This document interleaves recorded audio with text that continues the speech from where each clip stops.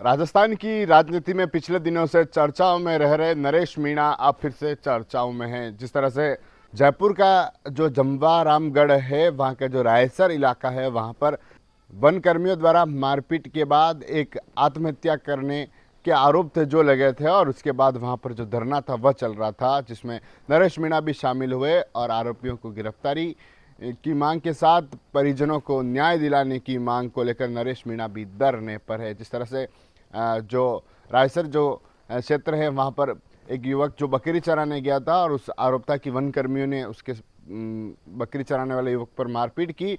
उसके बाद उस युवक ने आत्महत्या कर ली और जो परिजन थे उनका कहना था कि वन कर्मियों ने इस तरह से मारपीट की और उसको आत्महत्या करनी पड़ी। उसके बाद परिजन धरने पर बैठे, वहाँ जो जनप्रतिनिधि है वह धरने पर, और नरेश मीणा भी उसको न्याय दिलाने के लिए धरने पर पहुंच गए। उनका कहना था कि जब तक न्याय नहीं मिलता तब तक धरना चलता रहेगा। रात को भी नरेश मीणा वहाँ पर देखे गए थे और वहाँ पर जो धरना है वह देखने को मिल रहा है। और दूसरी तरफ नरेश मीणा जो फिर से राजस्थान में चर्चाओं में है। नरेश मीणा का कहना है कि जिस तरह से वन कर्मियों पर आरोप लगाते हुए मारपीट के आरोप हैं जो परिजनों ने लगाए, तो नरेश मीणा भी उनके साथ वहाँ पर डटे हुए हैं। उनका कहना है कि परिजनों को जब तक न्याय नहीं मिलता तब तक धरना है जो चलता रहेगा।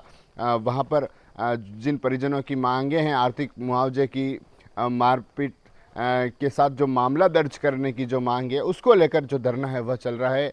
नरेश मीणा से जो नेता है वह चर्चाओं में, आपको बता दें कि नरेश मीणा है जो पिछले काफ़ी कुछ दिनों से राजनीति में चर्चाओं में बने हुए हैं। एक तरफ एसडीएम को थप्पड़ मारने के बाद जेल जाना, जेल से बाहर आना, फिर धरने पर बैठ जाना, झालावाड़ हादसे को लेकर धरने पर बैठ जाना, भूख हड़ताल करना, अस्पताल में हड़ताल करना, फिर कांग्रेस के नेताओं का वहाँ पर जाना, और उसके बाद अब जो जमवारामगढ़ है वहाँ पर जो रायसर जो इलाका है वहाँ पर जो युवक की मारपीट के बाद आत्महत्या के मामले में वहाँ पर जाकर धरने पर बैठना और उचित न्याय दिलाने की मांग है जो नरेश मीणा का करना। फिर से चर्चाओं में नरेश मीणा है जो देखने को मिल रहे हैं।